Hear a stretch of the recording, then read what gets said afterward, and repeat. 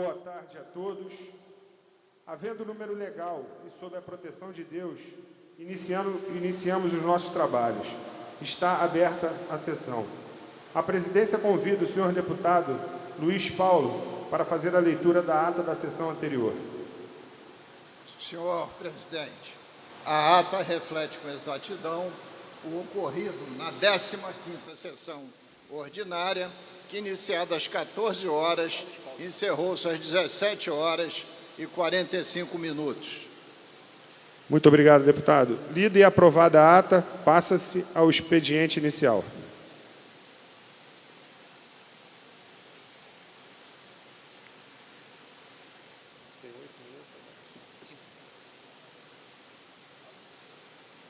Deputado Luiz Paulo, o senhor tem 5 minutos. Senhor presidente, senhoras e senhores deputados, eu hoje queria discutir o papel de um estadista no momento de uma crise gravíssima que nós estamos vivendo, uma pandemia de coronavírus. E considero, senhor presidente, que o estadista tem responsabilidades muito grandes. E nessas responsabilidades, ele tem que ter equilíbrio, bom senso, se render às teses científicas sobre a matéria e tomar as decisões de forma a prevenir a possibilidade da expansão com grau de muita rapidez de tudo o que representa, né, o coronavírus para a nossa população.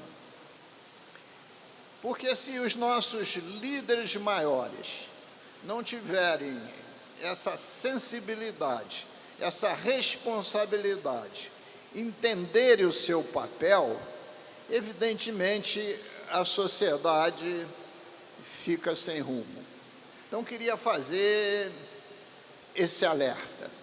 Este momento não é um momento para disseminar ódios, nem debates ideológicos, nem tampouco disputas partidárias e nem tampouco se pensar em eleições. Esta é a hora de todos estarem unidos a favor de minorar as consequências do coronavírus para a nossa população. E o que é estarmos unidos? É buscarmos soluções mediadoras. O Executivo, com seu poder maior, como executor do orçamento público, o Parlamento, em consonância com o Poder Executivo, e o Judiciário nas suas funções e nas suas prerrogativas legais. Se o Executivo está funcionando, mesmo que com parte do funcionalismo, tem que estar junto dele tanto os poderes legislativo quanto o judiciário. Mas o poder legislativo também pode vir a utilizar os dispositivos de internet necessários para tomar decisões de forma remota, né, sem obrigatoriamente ter-se presença física. Podemos organizar pautas que sejam de assuntos relevantes, deputada Lucinha, que tem a ver com o cotidiano da população para enfrentar essa grave crise, né, e votá-las. Mas também podemos fazer de forma remota, até porque nós estamos no início do crescimento de uma curva ascendente e exponencial. E a cada semana, nos próximos 30 dias, o volume de pessoas que estarão contaminadas será cada vez maior. E, por via de consequência, o risco também será cada vez maior. Então, eu quis fazer uso da palavra, né, porque tenho verificado que, muitas vezes, as decisões de chefes de poderes têm sido dissonantes, principalmente de chefes do poder executivo. E se esses chefes de poder foram eleitos, eles afirmam a sua liderança não pelo que falam, mas sim pelo que fazem. E aí volto a dizer, o equilíbrio, o bom senso, o saber ouvir, o seu senso humanitário é importantíssimo para as suas decisões. E, principalmente, o vírus vai ser vencido por um esforço coletivo, que você tem que envolver a população como um todo. Esse é a grande saída que outros países já apontaram, a começar pela China, com uma população de em torno ou superior a 1 bilhão de habitantes, que foi o centro da crise, que hoje está instalada na Europa como um todo. Então, senhor presidente, muitas medidas têm sido tomadas, a grande maioria, medidas corretas. Mas qual é a grande preocupação, para concluir? São leitos disponíveis na rede hospitalar, tanto pública quanto privada. Deputada Lucinha, a senhora é originária aqui do município da capital. A senhora sabe que 100% dos leitos estão ocupados, sem considerar o coronavírus. 100%. Se 100% estão ocupados, é porque tem carência de leitos. Ora, eu assisti uma pessoa da Secretaria de Saúde do município dizer que tinha criado mais 30 leitos, deputada Lucinha. Falou com constrangimento e, quiçá, daqui a 30 dias, com ajuda federal, pudesse ampliar para 300 leitos. Olha o problema. Tem um segundo problema, ter pessoal para isso, da área da saúde. E ter não só o pessoal, mas estarem preparados e protegidos, deputada Lucinha. Coisa que também não está ocorrendo. Então, a necessidade de se focar nessa direção. E cada vez mais, de forma mais intensa, e os canais de rádio e televisão têm ajudado agora muito, a partir de segunda-feira passada, né, a difundir as medidas preventivas, né, de lavar a mão, de usar álcool gel que está faltando no mercado, né, de guardar distanciamento entre as pessoas, de pelo menos 1,5 m, 2 m, de evitar aglomerações, acabar com todos os tipos de evento. Mas tem uma outra questão, e vou concluir, que não está resolvida, que é o transporte público. O transporte público continua superlotado. A saída é o reescalonamento de horários, para tirar a hora do pico e distribuir as pessoas para fazer viagens ao longo do dia. Eu tenho um projeto nesse sentido, que eu apresentei, para a economia geral. Não foi por causa do coronavírus, não. Foi em 2012, deputada Lucinha. 2012. Estou pedindo ao presidente para que ele venha à pauta, ou amanhã, ou quinta-feira, quando puder, porque essa questão não está equacionada. Porque não basta dizer para as pessoas, olha, vamos evitar os horários do pico. Não dá, porque se a pessoa pega às 7 horas da manhã, ou pega às 8, e mora em Campo Grande, deputada Lucinha, tem que pegar o BRT às 6 da manhã. Não tem outra alternativa. Então, precisa-se buscar uma solução também para a questão do transporte público. Muito obrigado, senhor presidente. Desculpe ter passado 2 minutos. É sempre um prazer muito grande ouvir o senhor falar. Inscrito no expediente inicial, deputada Lucinha. Deputada, a senhora tem 5 minutos.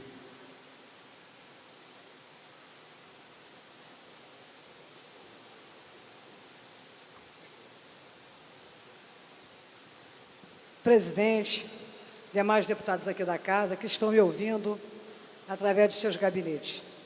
É um momento muito difícil e que nós estamos passando, não só no Brasil, mas principalmente no nosso estado do Rio de Janeiro, que é um estado que está tendo aí uma repercussão muito grande em relação à propagação do coronavírus.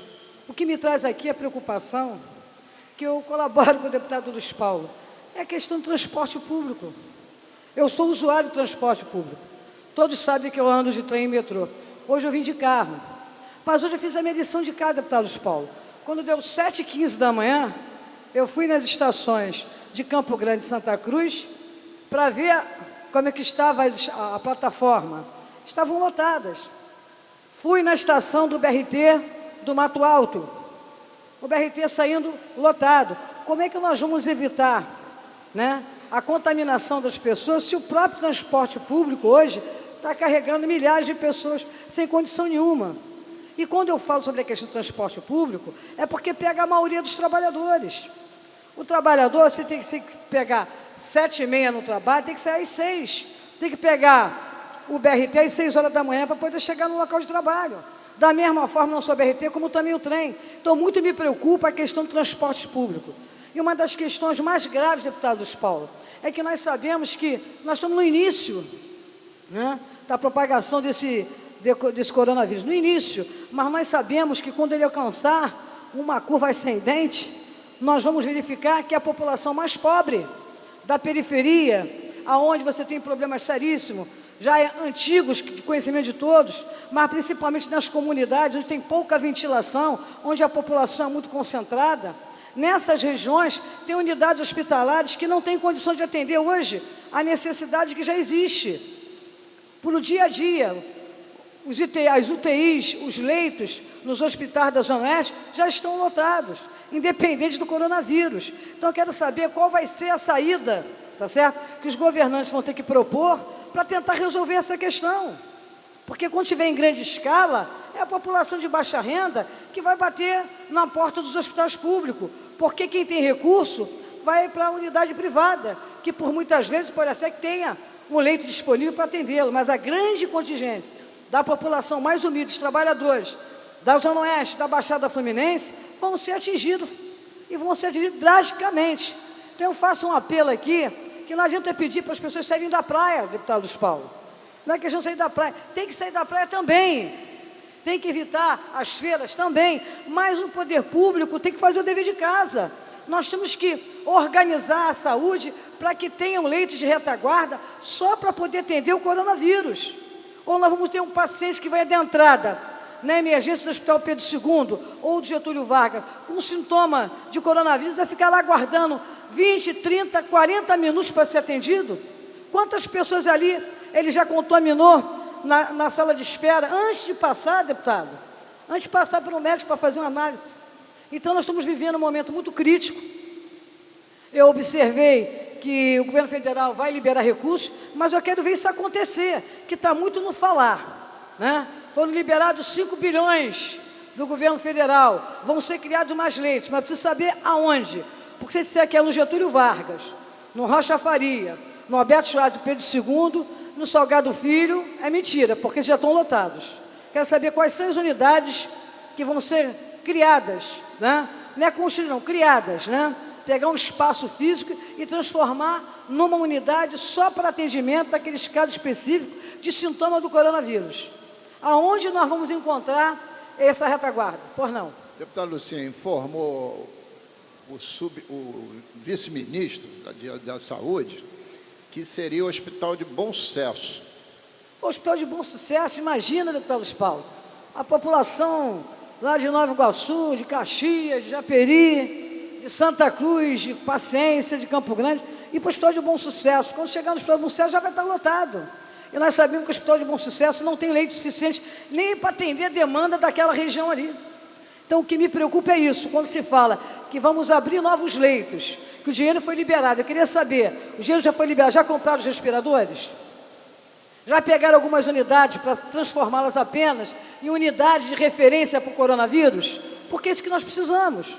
Qual é a unidade de referência para atendimento do coronavírus? Quem tem os primeiros sintomas vai entrar dentro da emergência do Pedro II para acabar de contaminar quem está lá, aguardando atendimento? Ou qualquer outro hospital da região metropolitana? Então, vai aqui meu apelo, a minha preocupação enquanto mãe, né?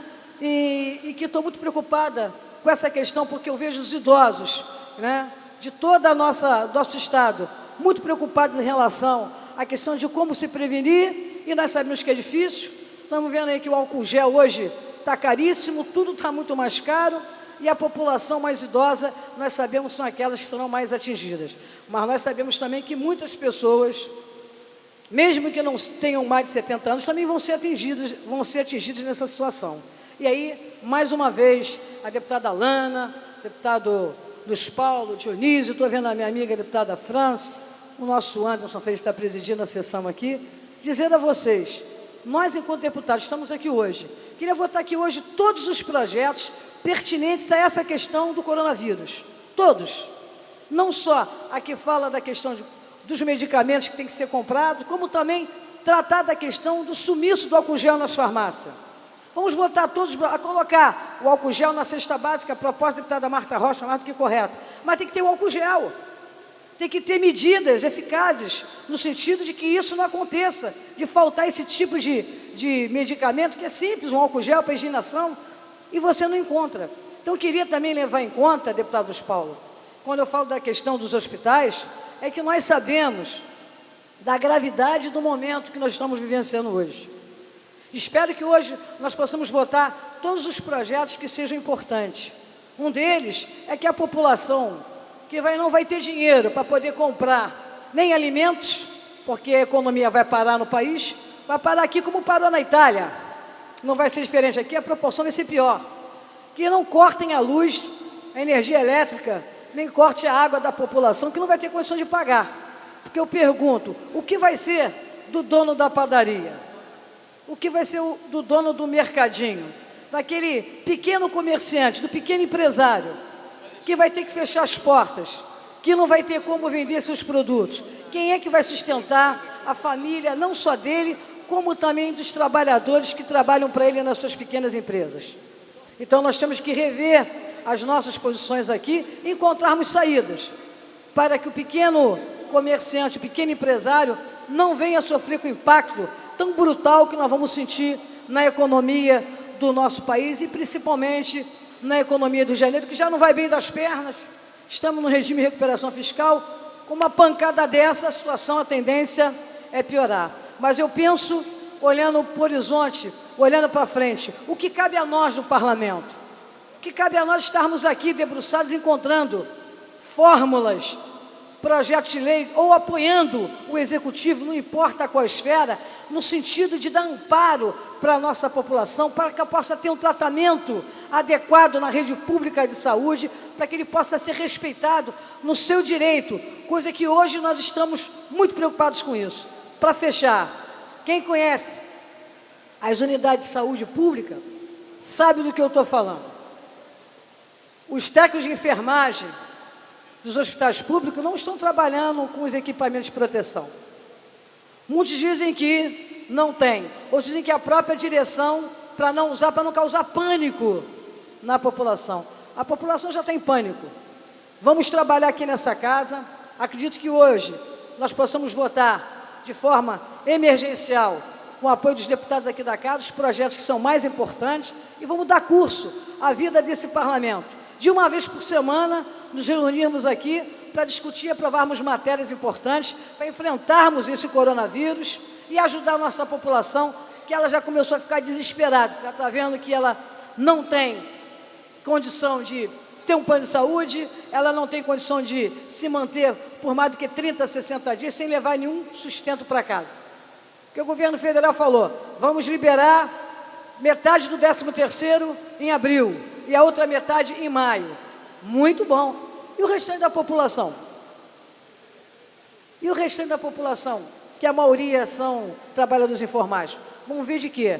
Então, precisamos encarar essa realidade de frente e eu conto aqui com meus pares para que a gente possa juntos encontrarmos saídas no sentido de propor ao Executivo Estadual, ao Executivo Municipal, os governos, que eles possam dar atenção principalmente à população mais indefesa, mais carente, que são aquelas mais humildes que moram nas favelas, nas comunidades e nas periferias do nosso Estado. Muito obrigado.